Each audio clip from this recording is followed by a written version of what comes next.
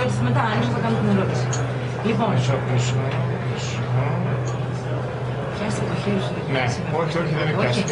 Ονοματεπώνυμο, ιδιότητα. Γιάννης Αλκιβιάδης, Βουνέμβουρος. Ωραία, της εταιρείας. Της εταιρείας δεν έχει σημασία, δεν θέλουμε να κάνουμε τώρα διαφήμιση στην εταιρεία. Ωραία, το θέμα μας είναι άλλο για τον κλάδο. Θέλω να σας πω το εξής. Επειδή πολλά κατά τη διάρκεια της έκθεσης ελέγχθησαν και δεν πρέπει να επαναλαμβανόμαστε. Εγώ θέλω να κάνω μία δήλωση για όλους αυτούς τους αδικημένους του κλάδου. Για τους εργάτες, για τους τεχνίτες, για όλους αυτούς με την υπομονή τους, με την εργασία τους, με την αγάπη τους για το αντικείμενο, καθημερινά δουλεύουν και δημιουργούν όλα αυτά τα εμπορεύματα που βλέπετε εσείς. Διότι πίσω από την εικόνα που φαίνεται στις τηλεοράσεις υπάρχουν άνθρωποι που αγαπάνε και μοχθούν.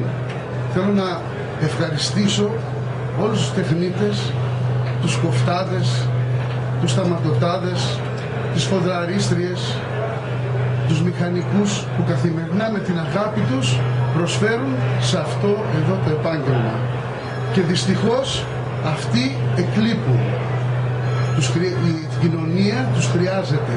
Οι εργαζόμενοι σε μία επιχείρηση και προπαντός οι τεχνίτες της Καστοριάς είναι κεφάλαιο για τη Γούνα.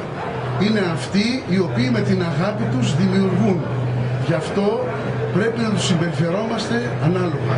Γι' αυτό και εγώ απευθύνομαι και λέω για πρώτη φορά ευχαριστώ σε αυτούς τους ανθρώπους, διότι ποτέ δεν τους δόθηκε ας πούμε το μπράβο το οποίο αξίζουν. Και θα ήθελα να πω σε όλους τους συναδέλφους μου επιχειρηματίες, οι οποίοι νομίζουν ότι λόγω του μνημονίου θα βρουν την ευκαιρία να χτυπήσουν τους μισθούς και να κατεβάσουν τα μεροκάματα, το μόνο πράγμα που θα πετύχουν θα είναι να κόψουν το κλαδί πάνω στο οποίο είναι και αυτοί επάνω. Διότι Γούνα χωρίς την αγάπη και χωρίς τη συνεισφορά και χωρίς τη δουλειά και τον ιδρώτα των τεχνητών και των εργαζομένων δεν θα υπάρχει. Σας ευχαριστώ πάρα πολύ. Υπονοείτε λοιπόν ότι αυτοί οι άνθρωποι δεν πληρώνονται ικανοποιητικά ή ακόμη και κάνουν τη δουλειά τους και αναγκάζονται αυτοί που μένουν να δουλεύουν και να καλύπτουν κενά αυτών που έχουν απολυθεί και δεν το βλέπουν? Όχι, εννοώ το εντελώς αντίθετο.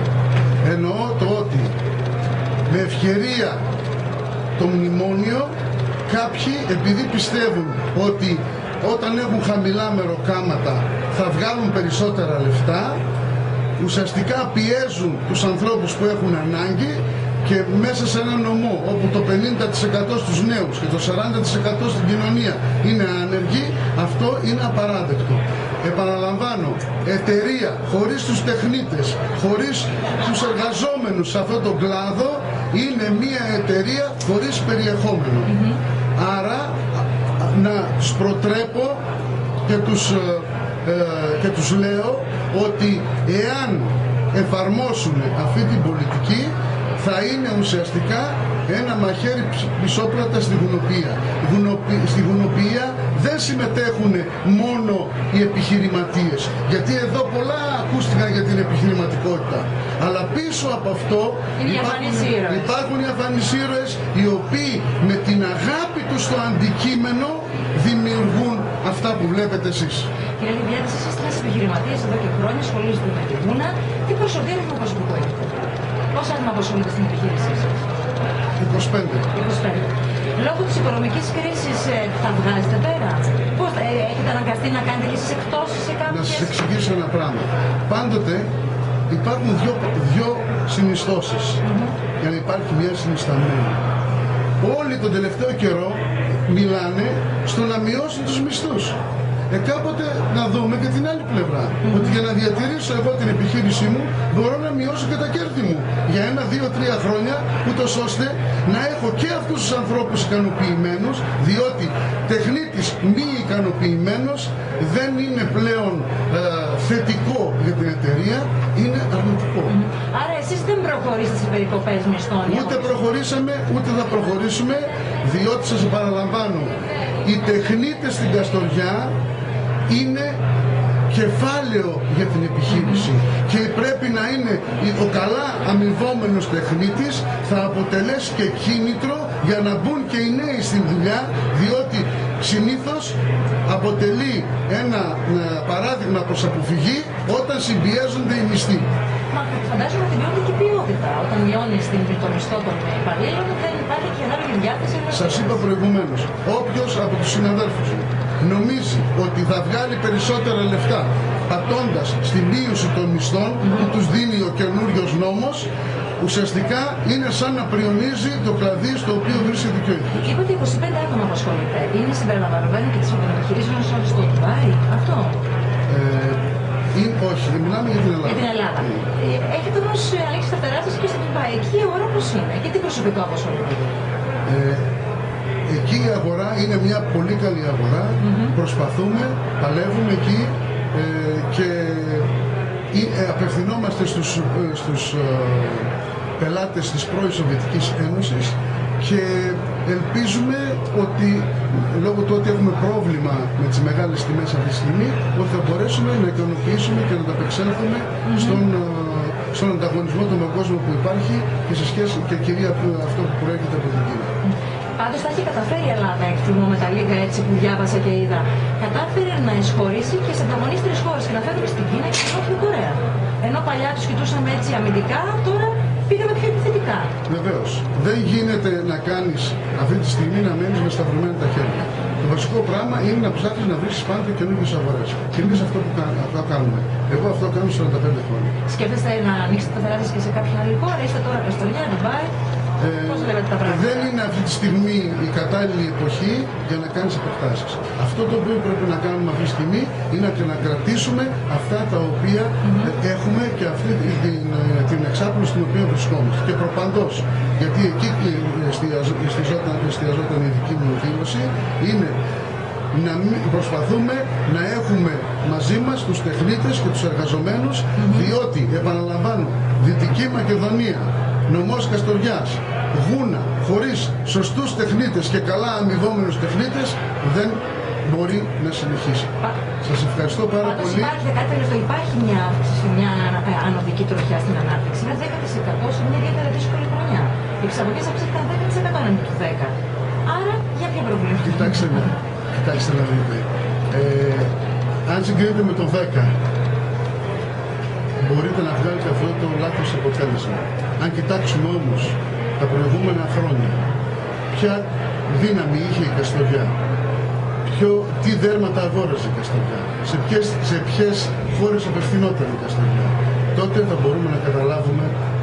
Δεν μπορώ να μιλήσω από εδώ, διότι πλέον οι ερωτήσεις που μου κάνετε άπλονται και πολιτικών οι οποίες με συγχωρείτε, άπτονται και σε πολιτικές απόψεις. Οπότε, επειδή σήμερα είναι παραμονή εκλογών, δεν θα ήθελα να μπω σε αυτό. Πολύ ευχαρίστως μια άλλη φορά να πούμε. Χρυσό συμβόλαιο κάνατε στην έκθεση, γιατί άκουσα για κάτι χρυσά συμβόλαια συνεργασιών με Ρώσους, με Κινέζους. Εσείς οι εταιρείες σας έκαναν ένα χρυσό συμβόλαιο. Να σας εξηγήσω ένα πράγμα. Εγώ χθες τους χάλασα το πάρτι. Γιατί, το καλά. Όχι. Τα εγγένεια. Ξέρετε γιατί? Διότι ήρθαν εδώ πέρα οι πολιτικάντιδες, τάζουν τον κόσμο, πιάνουν χειραψίες, παίρνουν την ψήφο τους και στο τέλος την άλλη μέρα τους ξέρουν. Εμείς έχουμε τεράστια προβλήματα εδώ πέρα. Το μεγαλύτερο πρόβλημα που έχουμε είναι το πρόβλημα του ότι υπάρχει ένας κλάδος ο οποίος μαραίνεται και ο κλάδος αυτός και πεθαίνει. Ο κλάδος αυτός είναι ο κλάδος του κομματιαστού, των μικροβιοτεχνών, των οικοτεχνών, των ανθρώπων οι οποίοι δημιουργούσαν και έβαζαν και καινούργιους ανθρώπους. Αλλά από τη στιγμή που μπήκαν τα μεγάλα τα πρακτορεία, με τις μεγάλες προμήθειες, με τα καμάκια, αυτός ο κλάδος τείνει να εξαφανιστεί. Ο νομός της Καστοριάς πεινάει. Έχουμε πολύ μεγάλα προβλήματα. Έχουμε μεγάλη ανεργία. Και αυτή η κατάσταση δημιουργήθηκε από τους πρώτον, από τους μεγαλογουναράδες οι οποίοι κάνουν συμβόλαια και τους ενδιαφέρει μόνο το δικό τους κέρδος και ας πεθαίνουν οι υπόλοιποι, από την ΕΔΙΚΑ στο κτίριο του οποίου βρισκόμαστε, η οποία και αυτή συμμετέχει σε αυτό το κύκλωμα, και από τους βουλευτές και τους υπουργούς και τους πολιτευτές που υπήρχαν στο νομό, οι οποίοι δεν κάναν τίποτε για να σταματήσουν και να πάνε κόντρα σε αυτό το κύκλωμα, το οποίο εκτός το ότι μαραζώνει την Καστοριά, έχει και ένα πολύ κακό άλλο πρόβλημα. Το πρόβλημα της φοροδιαφυγής. Λοιπόν, κάτι καλό να κρατήσουμε. Δεν θέλω να πω τίποτα. Κάτι καλό, με μια αισιοδοξία. Φόκους στην Ο κόσμος της Καστοριάς και οι επιχειρηματίες, οι σωστοί και οι εργαζόμενοι αγαπούν το επάγγελμα. Εγώ είμαι τρίτη γενιά σε αυτό το επάγγελμα και θα προσπαθήσουμε να το διατηρήσουμε. Αλλά αυτό δεν σημαίνει ότι η έκθεση είναι μόνο εγγένεια, η έκθεση είναι μόνο αυτά τα περίπτερα.